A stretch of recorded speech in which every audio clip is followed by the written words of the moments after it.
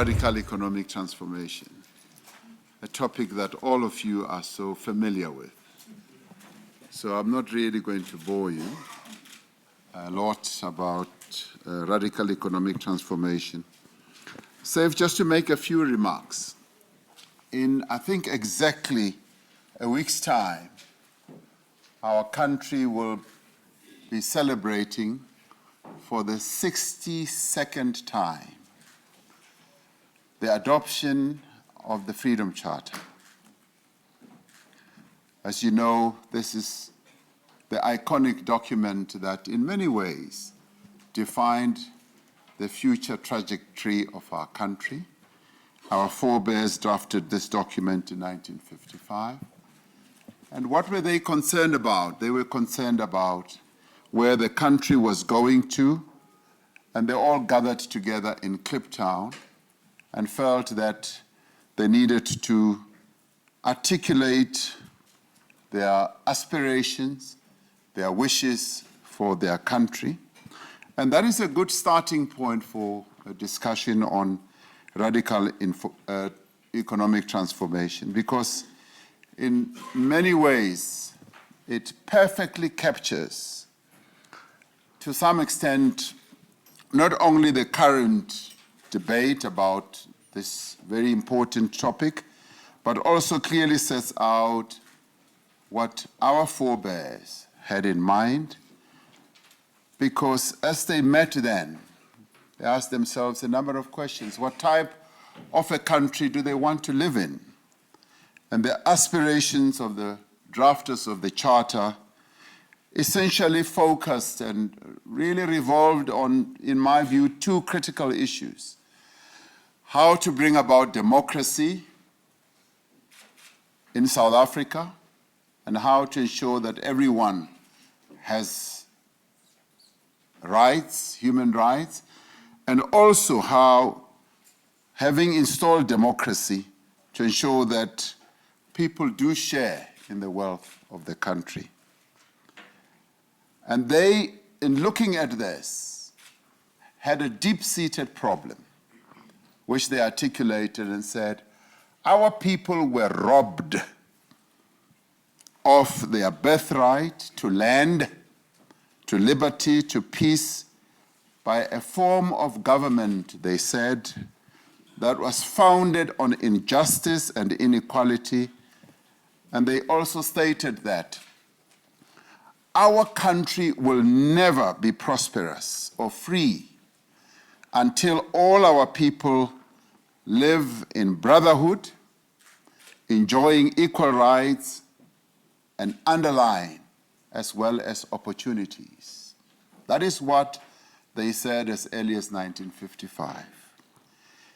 One of the central problems they thus recognized was that apart from the majority of our people not having been robbed of their birthright to land, and as a result of that, they concluded that South Africa's prosperity as a country, and indeed you could add as an economy, will never happen unless all these matters are addressed.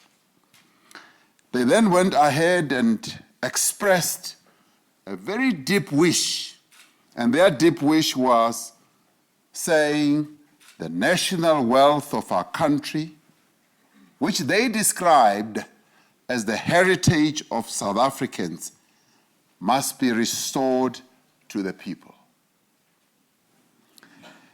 This, they said, because clearly the wealth of the country had been appropriated by a minority and was not available to be enjoyed by all South Africans. It is perhaps important to pause and acknowledge that just as much as the call for democracy and the end to injustice came about as a result of the exclusion of the majority of the people of South Africa from participating in the governance of their country in terms of the choice of who should govern them, through making the choice through free and fair elections. Equally, the call for economic transformation has come about as a result of the exclusion of the majority of South Africans from participating and enjoying the wealth of the country. Now, apartheid colonialism, as we call it, really wreaked havoc on many South Africans. And not only through the denial of democracy, but also through dispossession of the majority of South Africans. Now, given the extent of the dispossession that happened and the discrimination and the exploitation that ensued, the call for the people to share in the wealth of the country, as set out in the Freedom Charter, was essentially a call to have a radical form of economic transformation. Now, the dispossession that we had in our country, and that's where we should start, to have a deep understanding of what dispossession did to the people of our country, with a view of getting to grips of what we should do moving forward. Now, what did dispossession do? It introduced inequality in a country where there was basic equality amongst the people who lived here, to a large extent. Introduced inequality,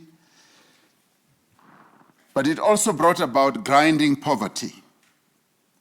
Grinding poverty in the sense that having been dispossessed of your land, your assets, asset poverty became the order of the day. Houses that people lived in were destroyed.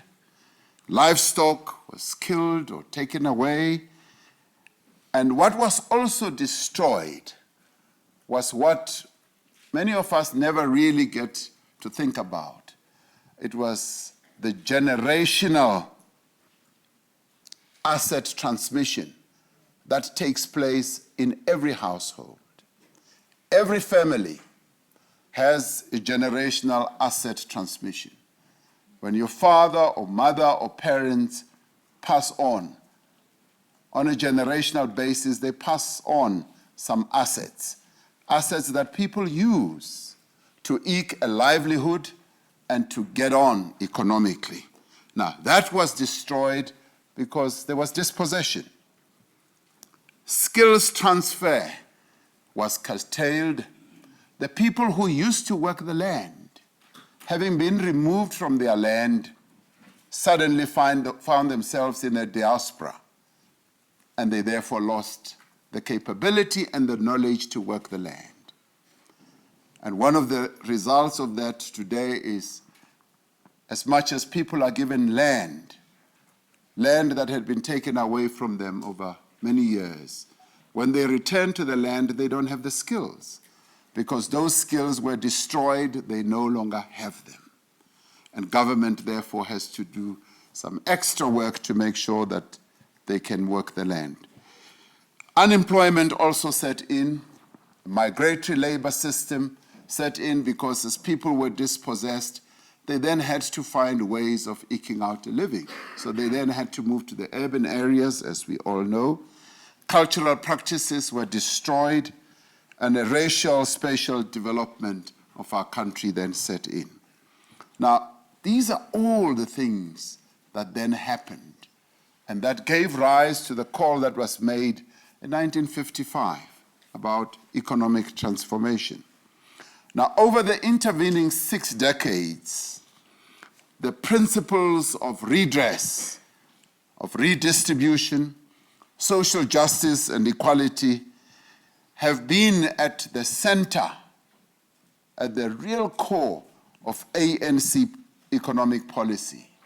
The ANC, in fact, as early as the 40s, when they adopted the African claims, if you go through the African claims, embedded in the African claims is the call for economic justice, where black people were crying out for places to trade. We're crying out for opportunities to be open for them, and those opportunities were absent. And these principles have underpinned the ANC's policies in government as well, notably the RDP, which we all know, as well as the National Development Plan.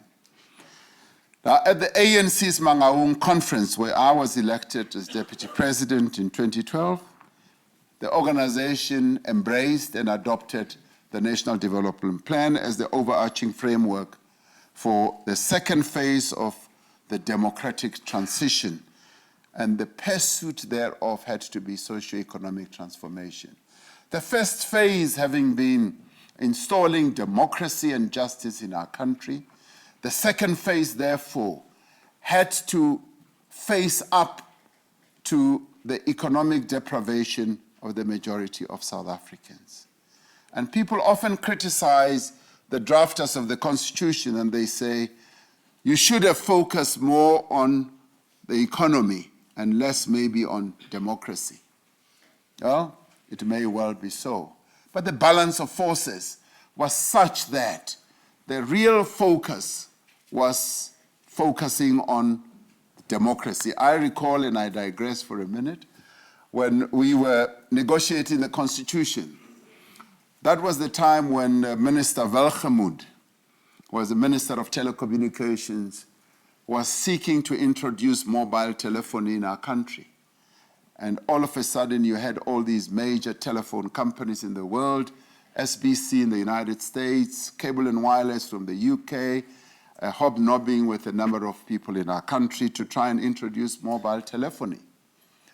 And one person in the ANC got wind of this happening, and this is happening in 1992, 1993. And he came rushing and said, they want to introduce mobile telephony. The ANC must stop this. If not stop it, must redirect it in a different direction. So they came to me at the World Trade Center and started chatting to all of them. Joe Slovo was the first to say, SG, our Secretary General then, he says, SG, stop this nonsense about mobile telephony. We must grasp power. Once we have political power, the rest shall follow. So stop this nonsense. So the focus then was on political democracy and getting basic human rights for our people. And that was the beachhead for us. And admittedly, the economic clauses in the Constitution that we drafted were supposed to be the foundation for rebuilding our country and positioning it on an economic platform that would yield benefits for all of us as South Africans. But in the end, it was at Mangaung when we realized that we needed to give more focused attention to the economy. And that is when the second transition then commenced. And the focus now has been on economic freedom. The Mangaung Conference therefore recognized that in the nearly 2 decades since the advent of democracy, political freedom had largely been achieved. The priority now was to pursue economic freedom, and those who are interested in knowing where the term radical economic transformation really comes from. This term was first used in government, admittedly by the governing party, the ANC, when we were focusing on the medium-term strategic framework, which was spawned by the National Development Plan. And the question we asked ourselves is, what else can we do as a country and as a government to speed up the economic transformation of our country? And this is what we adopted in 2014. The MTSF of 2014 to 2019, which is the current term of the government, introduced the term to signal the intensification and acceleration of the economic transformation process.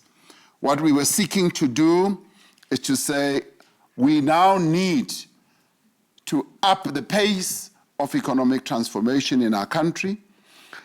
It is not a break from existing policy.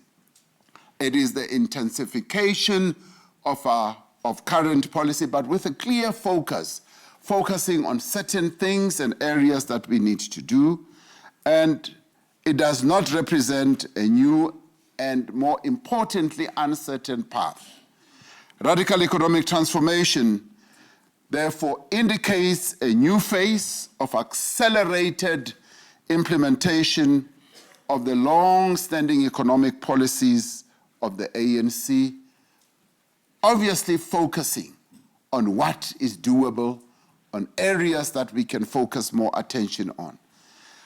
Part of the problem, though, with the current discourse and conversation on a radical economic transformation is that the term has often been misused and in some circles misrepresented, but a number of other people have also misunderstood it.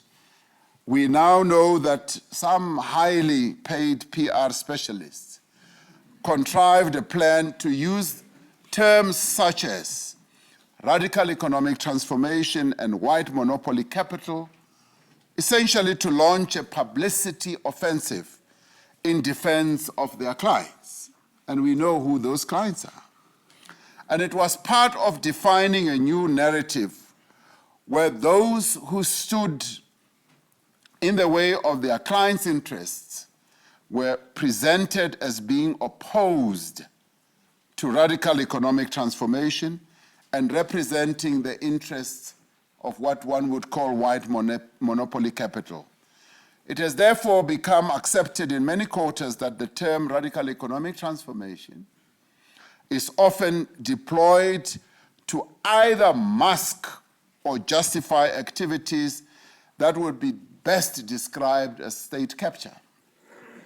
Some people use RET, radical economic transformation, to proclaim measures that are intended to cement their radical credentials rather than actually achieve meaningful improvement in the lives of our people. However, if we are to progress as a democratic nation, we need to ensure that we should not be distracted or even sidetracked by the misuse of the term. What we need to do is to go beyond slogans, is to go to the heart of the matter and look at what needs to be done to redress the imbalances of the past, where my remarks started from. The dispossession that the majority of South Africans and black people had in this country spawned unemployment, poverty, and inequality, and the exclusion of black people from playing a key role in the economy of their country. That is what we need to address. We must therefore focus on the real substance of radical economic transformation and the steps that we need to take. And may I add, the steps that need to be taken should be steps that all of us as South Africans take. All of us should be active and enthusiastic participants in ensuring that radical economic transformation does indeed happen. Just as much as we were all, to a man and a woman, participants, some were maybe not so actively involved or not so enthusiastic, but all of us were participants in making sure that we do have democracy installed in our country.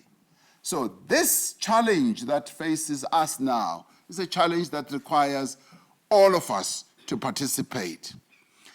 And radical economic transformation is, in essence, about building a more equal society through sustained and inclusive growth. It requires that we essentially change the structure of our economy. Why should we change the structure of our economy? Our economy was structured on a lopsided basis or in a lopsided way. Lopsided in that it was structured to benefit a minority in our country, and this country and the whole world is going in the direction of inclusivity. There is now these days no place you can go to and not find talk about being inclusive. You go to the World Economic Forum, Klaus Schwab will be talking about how we can come up with strategies, plans, actions, initiatives that will include as many people as possible. And I give a good classical example that if you're going to set up a mine anywhere in the country, you should now not only be thinking about yourself as executives, your shareholders, you should also be thinking about those in the community who live there.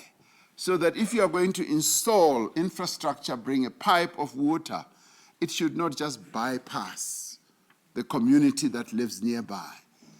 It should be inclusive and say, how do we make sure that everyone benefits from whatever activity that we can be involved in?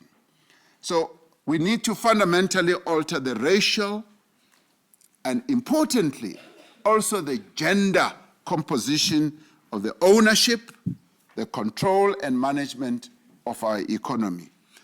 Some people who have come outside from our country have looked at our economy and our country have said, one of the problems with South Africa is that the growth of your economy is being held back because it's not firing on all cylinders. It's not utilizing all the resources that this country is richly endowed with. You need to unlock all those resources, unlock the capabilities of your people, but also, more importantly, the participation of your people to get involved in running, benefiting from your economy.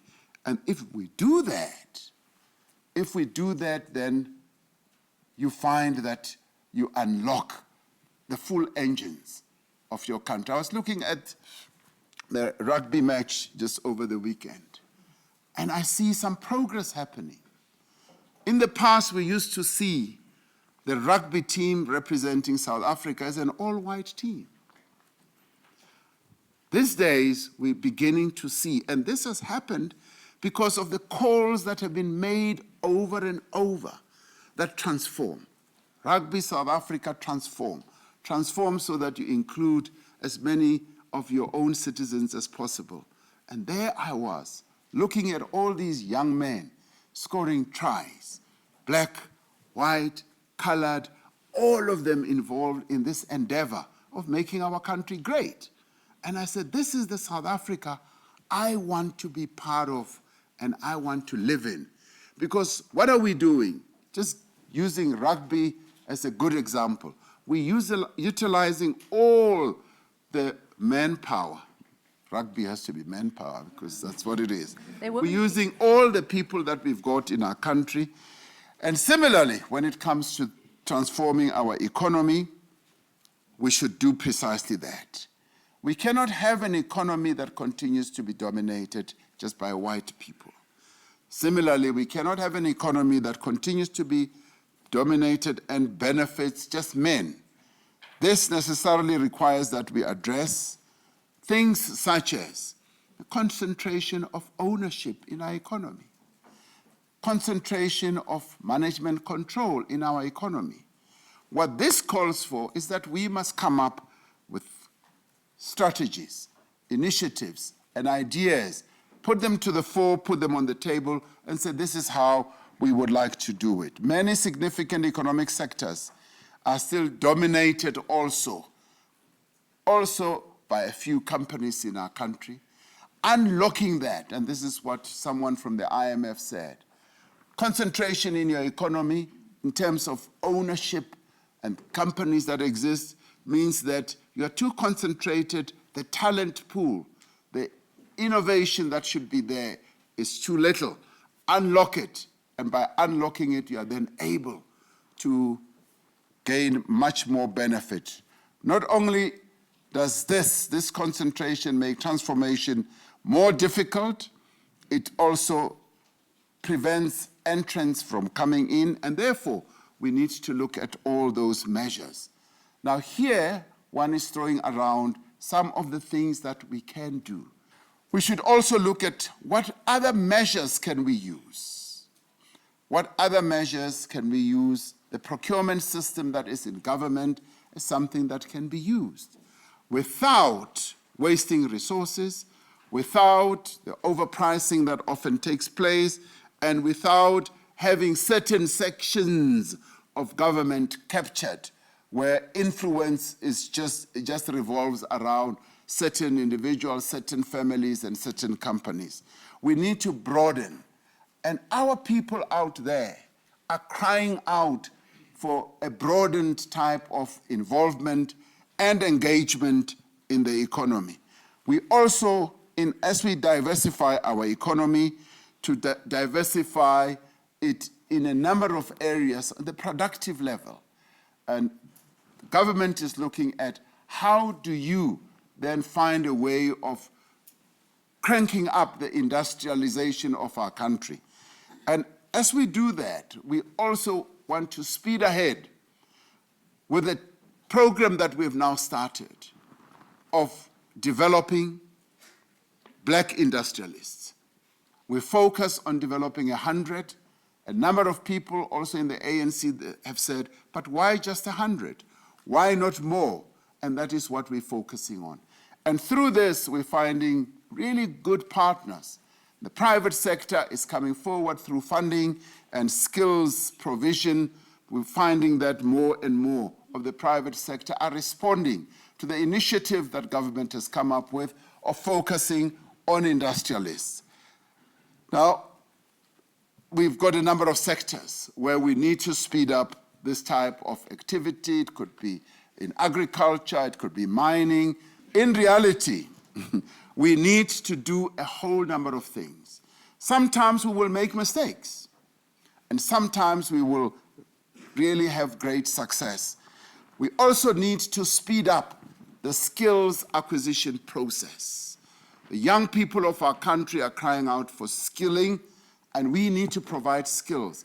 And we need to do so on a massive basis. And I'm one for massification of the various efforts that we can take, be it promoting black businesses, 100% black businesses, be it making sure that young people have as many skills as possible. This is what we need to do. And one of the things that we also need to do, and which we are now the process of doing on a massive basis, is to bring in up to 1 million young people. 1 million young people into the world of work through learnerships, through internships, and over a 3-year period, we're going to have 1 million of these young people being brought into the world of work. Colin Coleman and Stephen Kosef and others are helping us to get to that point through the YES project that many of you will be au fait with. And this talks to massifying efforts. And in many ways, as we address the issue of disempowerment, unemployment, poverty, we must almost do it like we're saving somebody from a fire. If there is a fire, you go in with great haste, with great speed, with great precision, and go and save them. This is what this country needs. We need to be serious, we need to be focused, and where there are problems, we should go out and address those problems, because our task should be to transform the economy of our country, to create jobs, and to make this country a winning country. And those who have been privileged enough to get an education, to get business acumen, should also be on hand to go and help those who were de-skilled over the many years of oppression and exploitation. They must be willing to come in to the fore and say, this is the role that we can play. And more importantly, as I conclude, radical economic transformation can really be achieved if all South Africans work together, business, government, trade unions, and communities work together to make sure that we do indeed transform the economy of our country. From the ANC point of view, this is now the big game in town. radical economic transformation of an effective nature that is going to truly transform the future trajectory of our country. What will be the benefit? The benefit is to enhance more stability in our country, create more jobs, skill our young people, and it will result in an economy that will function effectively. We will deepen the governance in our country. We will also strengthen the various institutions that we have. It is when we can do all these things that South Africans will be able to stand proud and say, our country is truly a winning country. And if we can approach this in the same way that we approach the dawn of democracy, when all of us were really, truly excited and really opened our hearts and minds, if we can open our hearts and minds to radical economic transformation, then the rest becomes a lot easier, because we are then able to find solutions. Where there are difficulties, we do what Madiba says. It may all look very difficult until it is done. And if we can do that, we'll find that it was just as easy. And maybe, yes, trying as we found democracy. And through this, we will also be able to build a nation, and a winning nation at that. Thank you very much.